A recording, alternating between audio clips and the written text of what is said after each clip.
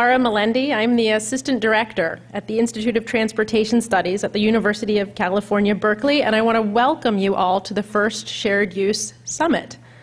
And before I say another word, I have to say thank you to all of our partners and our supporters and our sponsors that made this event possible. On your program, on the back cover, on the inside back cover, you can see that folks came out in force to support this event. Please, they are in this room. They have tables downstairs by the coffee. Please make sure that you visit, that you chat, and that you extend your appreciation to them as well. So as you all know, shared use is not coming. Shared use is here. And it's at a point of inflection, turning the corner from just a nifty idea with a few risk takers putting some bits on the ground and a few early adopters saying, I'll give it a try, to becoming fully integrated into our way of life. On the shared side of shared use, the infrastructure, the technology, the policy are all coming together. We're going to focus on all of that today and tomorrow.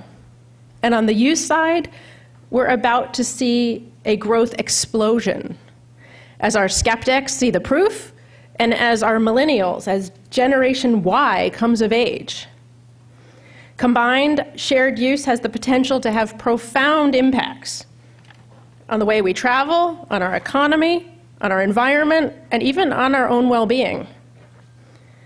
The Institute is proud to have a researcher who saw the potential early and has been paying close attention ever since. Dr. Susan Shaheen, co-director of the Institute's Transportation Sustainability Research Center, has been there since the beginning, and it was her vision to bring you here today. And with that, I would like to introduce her to you. Susan?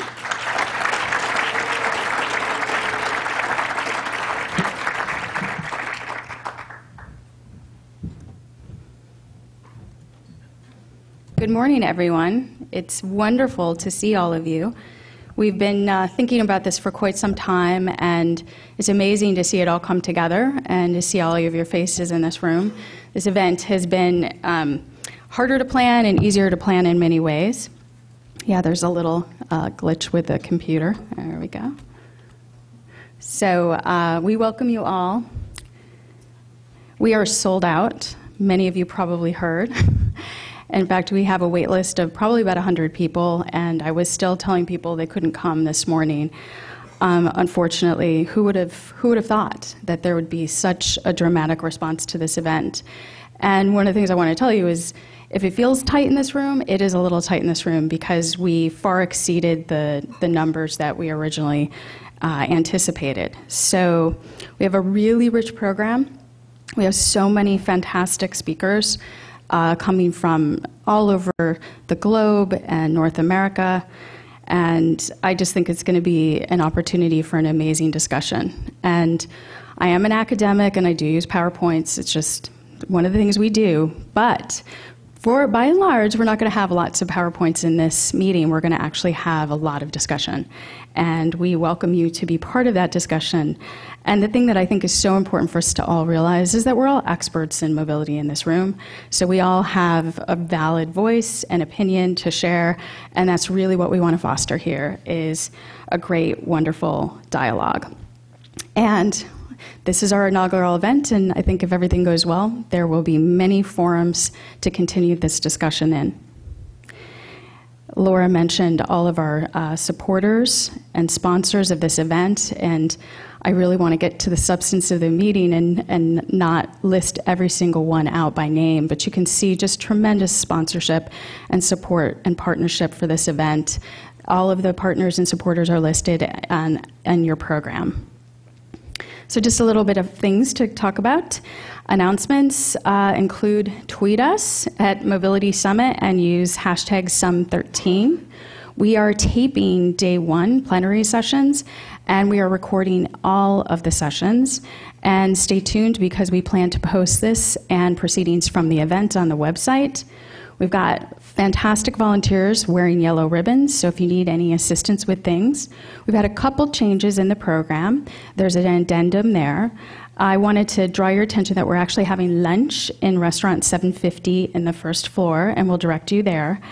We also have a reception in the exhibit area on the second floor at 5 p.m., and it actually includes drinks and appetizers.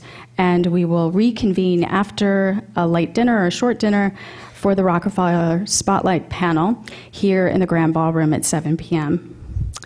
We made sure to have Wi-Fi at this event, so this is your network, user, and password.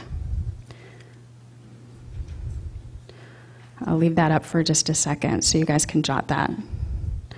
I see Ryan taking a picture. Maybe you can tweet that. That'd be great. Okay. So, thank you. I'm just delighted. This event took a village, and I just cannot thank you all enough for talking to me, supporting me, listening to me for the last, 12 months talking about this. And our team at UC Berkeley, Helen Bassam, Madonna Camel, Adam Cohen, Josh Steiner, Chris Cosgrove, Phyllis Orrick, and Sarah Yang have been invaluable. And so many of you, my friends for so many years, and some new friends, I acknowledge you here, and I acknowledge all of you for coming to this event and acknowledging that this is indeed an important topic. Sometimes I get a little nostalgic, so I asked some of my friends, early day pioneers here in the United States, to send me some photos. Some of them couldn't find any, I was disappointed, but Kevin McLaughlin is there, launching AutoShare in 2000. My dear friend Dave Brook, 1998 with FlexCar. Gabriel Metcalf on a bike launching City Car Share in 2001, Dan Sturgis with his collapsible electric vehicle in 1992, Sharon Fagan, of course, in 2002 launching iGo, and that's me there down in the corner launching CarLink for my dissertation work in the late 1990s. And my friend Dan Sturgis unearthed this picture, and I think we need to make sure we take many pictures of this event, and he calls this the birth of new mobility.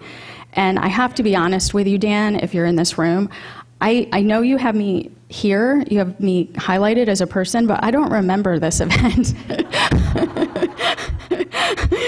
Probably because I was doing my doctorate. But fast forward, check this out. Look at all of these companies. And what we did is we prepared a collage here of all of the companies that are just speaking at this event, because I wouldn't be able to prepare a collage to have all of the different enterprises that are providing shared use mobility. And I want to leave you with a theme that I've been thinking about for months and months and months in planning this event, which is that in thinking about shared use mobility, I no longer think of it as car sharing, bike sharing, ride sharing, transportation networking, jitneys, shuttle services. I think of it as a greater whole for society and for the user.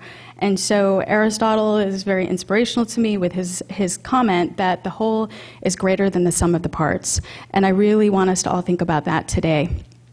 And with that, I will conclude my remarks and introduce our esteemed guest, who is a supervisor, actually supervisor of District 8 here in San Francisco, Scott Wiener.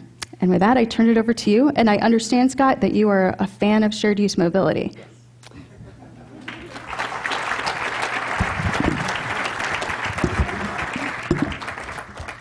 Good morning, everyone. For those not from San Francisco, welcome to our fair city. On behalf of the Board of Supervisors and our mayor, who I know would have loved to be here, I'm Scott Wiener, have the honor of representing the central core of San Francisco on the Board of Supervisors. And I'm also a sort of little, let's say, passionate about transportation. And I think it's something that we all need to be passionate about. Because when you look at where San Francisco and other cities are in terms of being, in a way, a crossroads of what cities are going to be like in 10, 20, 30 years. There are a number of critical choices to make around housing, around public education, and so forth, and we can have separate summits on those. But transportation is really at the heart of a lot of it in terms of how people are going to get around and what the quality of life is going to be in our cities. And we know that we're seeing a re-urbanization in some ways in this country where more people than, say, 30 or 40 years ago want to be in cities, want to have options other than driving in cars. And to do that, we need to make real choices, and sometimes those are hard choices. Do we keep going the way we did for much of the 20th century, where we designed everything for private automobiles, where we just assume that everyone's going to just get around having their own car, having a parking spot for that car, driving the roads to the point where we have significant congestion, having to find parking spaces, and all of the other things that we've needed to do to accommodate a model where we assume that everyone is going to get around primarily with their own car?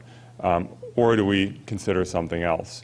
I think we know that it's completely unsustainable, particularly in a densely populated city, but really everywhere, given global warming, to have that model where everyone is relying on their own car. We know that there are always going to be people who need to drive, and being a transit-first city, which we are in San Francisco, doesn't mean just making it impossible for people to drive and park. That's not what it's about. It's really about giving people so many great options other than owning their own car that a chunk of those people who have a car or maybe would get a car decide, you know what, I don't need a car because I don't need one to get around. I have all these other options. And of course, at the heart of that is our public transportation, and we have a wonderful system, albeit a challenged one in San Francisco, Muni and our Great BART system. And I could go on for an hour, which I won't, about how we make our public transportation system even better. But even if you have the greatest public transportation system around, that's still not enough, because we know that there are times when transit can't get you exactly where you're going, or it's going to take too long, or you might have to make a couple of connections, or you're going somewhere where transit just doesn't reach. And that's where shared mobility, I think, really comes into play. I think in San Francisco, we're moving in a good direction in a lot of different areas, and I know other cities are as well. And we need to make sure that we're creating the environment, both in the general population but also in our government, to allow that innovation and those new types of transportation to flourish, because they really are key to the future of transportation and, frankly, of our environment.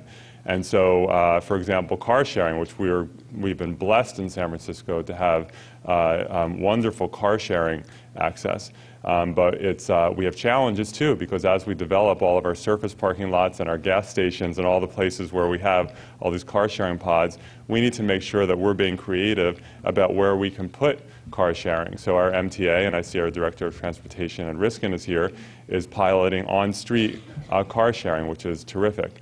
We actually recently passed some legislation because we had some very outdated zoning provisions that actually made it really hard for developers to put car sharing in their developments. So we got rid of that to make that easier. We are finally moving forward in the Bay Area with bike sharing. The pilot program is up and running, and it's terrific. And bike sharing is so important because we know that there are a lot of people who they don't want to own a bike. But they may want to ride a bike sometimes, and we want to give them that option. Or they may own a bike, but they don't want to carry it around with them all day, every day, and they want to be able to pop on a bike when it's convenient for them. It's going to take a lot of funding to get bike sharing where it needs to be in our city and our region, and the question is, are we going to make the investment to make that happen? There's been a lot of press around ride sharing more generally. And that also, I think, is such a critical part of just making it easy for people to get around without necessarily having to have their own car. And we need to make sure that instead of having a knee-jerk reaction that, no, this is a new kind of model, we have to shut it down, that we're actually trying to work with this innovation to find a way to allow it to move forward. And I'm cautiously optimistic that our state PUC and our local transit authorities are doing just that. And then, of course, we have our employee shuttles, which sometimes all affectionately get lumped in as the Google buses, even though there are many companies that do it. And it's another example of shared mobility where we have a situation where, for example, in San Francisco, people have always lived here and worked down in Silicon Valley, going back decades and decades. And they always used to just ride in their own car, maybe occasionally carpool, but really single occupancy vehicles. And they don't really have an option other than doing that in terms of transit. You could take probably 2 Muni lines to get to Caltrain and then take Caltrain and then find the bus to get to your campus, and it's probably 2.5 hours each way. And people aren't going to do that, and they're just going to use their own cars. And so these shuttles, it's a way where employers have stepped in and found an alternative way to get people out of their cars and efficiently to work. And we need to make sure that we're actually working with these employee shuttles, not just reacting because some people don't like the big buses on their neighborhood streets, but working with them to make sure we have a rational system in place.